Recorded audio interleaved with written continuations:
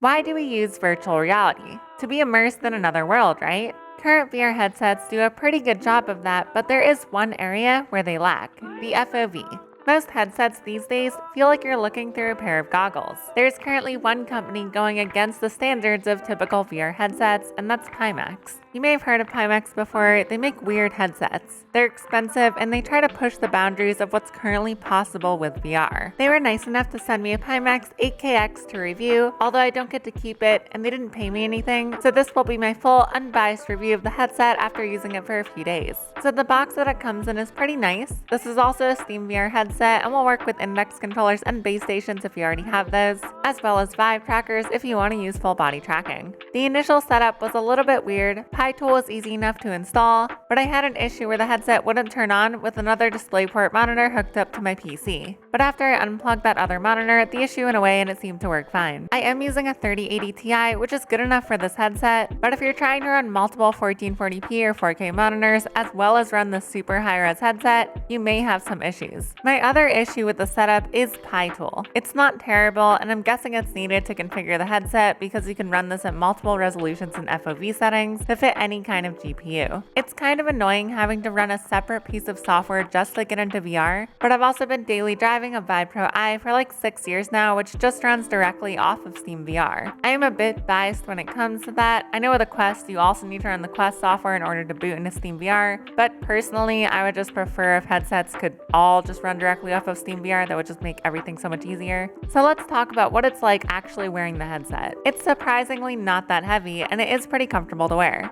The strap they sent me was the deluxe audio version of the Pimax, which has similar headphones to the Valve Index. Audio is pretty decent. You get the awesome off-ear experience similar to an Index, and coming from typical headphones, I actually enjoyed it a lot. It's got a crank in the back to adjust the fit, and overall I'm pretty happy with how it feels. It is a little bit wobbly though, and that's because the headset is so wide to fit that huge FOV. So on to what it's like actually playing in VR. Like I mentioned previously, you can run this at multiple FOV and resolutions for any kind of PC setup so you can still get good performance. But I'm a Giga Chad, so I only ran this at the highest 200-degree FOV in full 8K or technically speaking 4K panel settings. I have my PC specs linked in the description. For the most part, I was able to run most games at an acceptable frame rate and was getting around 90 FPS. Keep in mind that I was also recording this at 1080p, so that did have a minor effect on the performance. They do have a 120Hz mode, which is not available yet. I believe it's still in beta. They did ask me if I wanted to try it. I didn't end up setting it up though because I would have had to update the firmware on the headset, and I don't think my PC would have been able to hit 120 FPS at the full FOV and resolution, which is what I was more interested in. Now the footage you're seeing might be a bit distorted, and that's because of the massive FOV.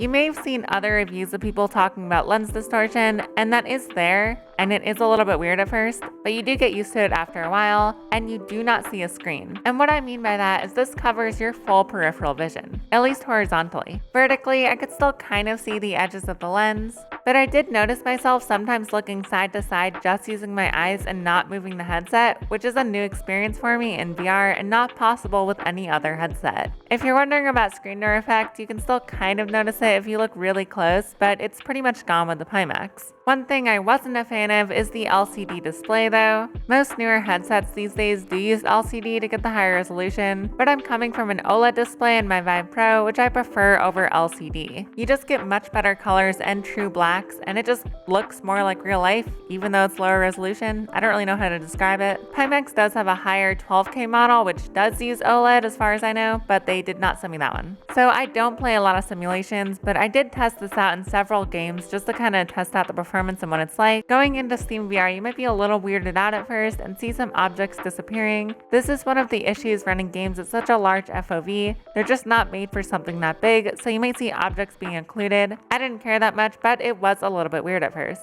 The first game I tried was Blade and Sorcery. The increased FOV helped a lot in combat, and I could see people from greater distances. And I noticed I was using my peripheral vision, and it helped me fight better, I guess. The performance was also pretty decent without having to lower any settings. Now, unfortunately, I could not get VR chat to work at the full resolution and FOV. I tried, and my PC almost blew up. So if you're a VR chatter, you'll probably need to lower the FOV and settings a bit, or maybe you have a 4090 or 3090, I don't know. I don't have that, so maybe that would have worked.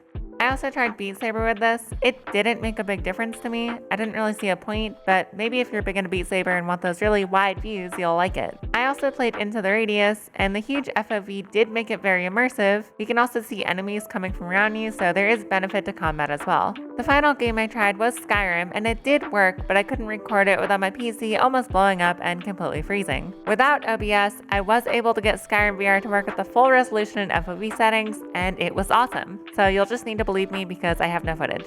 So is the Pimax for you? Is it worth your hard-earned money? And my answer is, it depends. It's a really awesome experience, but it's also not easy to set up. There are some technical issues and you'll need to tinker with it to get it running the way you may want. It's also pretty expensive and requires a very beefy system to get the full power from this headset. This is almost the complete opposite of the Quest 2. This is a true enthusiast, hardcore VR headset. It's also for kind of a niche group of people. I could see this being awesome in simulations like Elite Dangerous, etc. So if you're coming from an index and you already have the base stations and controllers and you're looking for a truly visually immersive experience, maybe get this headset. I'm kind of cautious to flat out recommend this because there are some technical issues and I think they're important, but it is overall a good headset. Personally, I can't see myself using this over my wireless Vive Pro I right now, but Pimax is doing stuff in the industry that nobody else is doing, so I have to appreciate them for that. If you enjoyed this review, let me know and leave a comment below. I also actively stream VR on TikTok every Tuesday at 9 p.m. Central, so follow me there if you want.